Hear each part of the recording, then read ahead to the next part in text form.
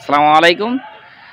EFT আবেদন ফরমে যে সকল সার্ভারামের বিভিন্ন তথ্য ভুল হয়েছে তাদের এই মুহূর্তে কি করণীয়, অর্থাৎ প্রিয় সার্ভারাম, আপনাদের ইফটি আবেদন ফরম যদি আপনার এই মুহূর্তে উপজেলা শিক্ষা অফিসে থাকে তাহলে আপনারা অবশ্যই রবিবারে উপজেলা শিক্ষা অফিসারের সাথে দেখা করবেন এবং যে সকল সার্ভারামদের বিভিন্ন তথ্য ভুল হয়েছে উপজেলা শিক্ষা অফিসারের সাথে দেখা করলে উনি যখন এডিট রিভিউ অপশনটি আপনাদের চালু করে দিবে তখন আপনারা কিন্তু পুনরায় সংশোধন করে পাঠাতে পারবেন এবং পাঠানোর সুযোগটা আপনাদের যখন উপজেলা শিক্ষা অফিস থেকে দিবে তখনই কিন্তু আপনারা পুনরায় সংশোধন করে পাঠাতে পারবেন। এটা হলো স্কুলের ক্ষেত্রে। আর যারা কলেজের তাদের ফাইলটি কিন্তু আপনারা সকলে অবগত আছেন যে আঞ্চলিক কার্যালয়ে জমা দেওয়া হয়েছে।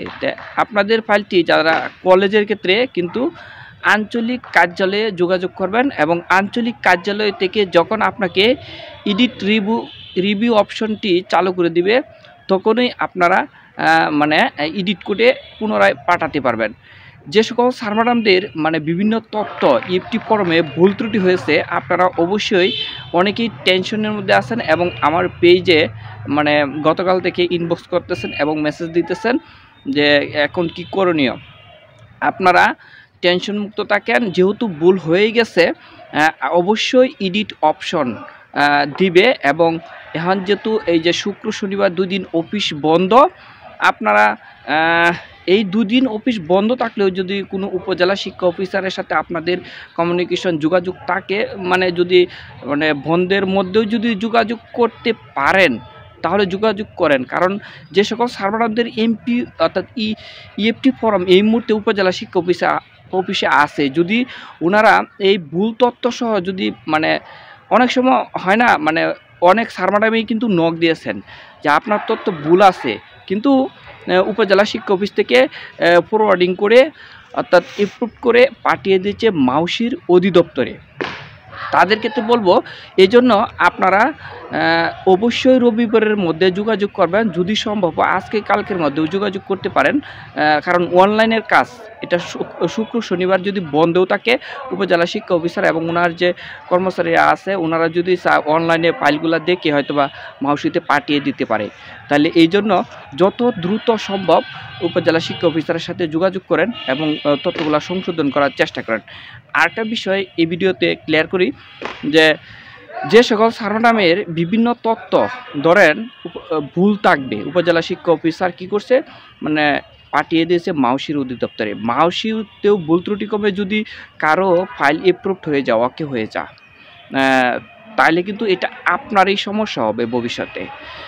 এরকম যদি কারো হয় বাই চান্স হওয়ার কথা না, কারণ সফটওয়্যার ভিত্তিক কাজ, যদি কারোটা এরকম হয়ে যায় ভুল ত্রুটি সহকারে ইএফটিতে বেতন ভাতা চলে আসে তাহলে আপনারা কি করবেন পরবর্তীতে আবেদন করে সংশোধন করে ঠিক করিয়ে নেবেন। কারণ নয়তো আপনি যখন রিটায়ার করবেন পরবর্তীতে আপনার বিভিন্ন সমস্যা হবে, তাহলে অবশ্যই ঠিক করে নেবেন।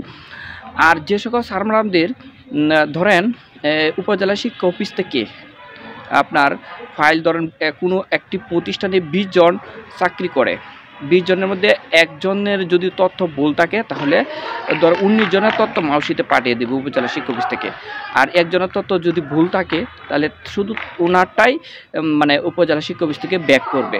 ব্যাক করলে পুনরায় সংশোধন করে পাঠানোর অবশ্যই অপশনটি চালু করে দিবে, আপনারা টেনশন করবেন না। এই একজনের তথ্য ভুলের জন্য কিন্তু সবার তথ্য আটকিয়ে রাখবে না, এই বিষয়টি আপনারা সকলেই এই মুহূর্তে অবগত আছেন।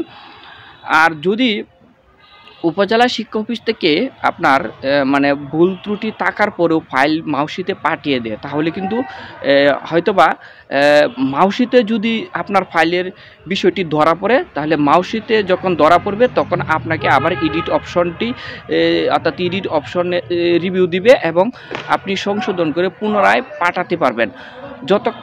আর আরেকটি বিষয় প্রিয় সার্ভারামরা অবশ্যই আপনার সকল তথ্য এনআইডির সাথে মিল রেখে ফিল আপ করবেন। ভিডিওটি এখানেই শেষ করব। সকল স্যার ম্যাডামদেরকে আমার পক্ষ থেকে আসসালামু আলাইকুম। যে কোনো তথ্য এবং ইউটি সংক্রান্ত যে কোনো বিষয় জানতে আমাদের এই ভিডিওটি যে পেজে আপলোড দেওয়া হবে পেজে ইনবক্স করতে পারেন, যোগাযোগ করতে পারেন এবং আমাদের এই ভিডিওটি অবশ্যই যদি ভালো লেগে থাকে সকলে একটু শেয়ার করে দেবেন সকল স্যার ম্যাডামদের জানার এবং বোঝার সুবিধার্থে এবং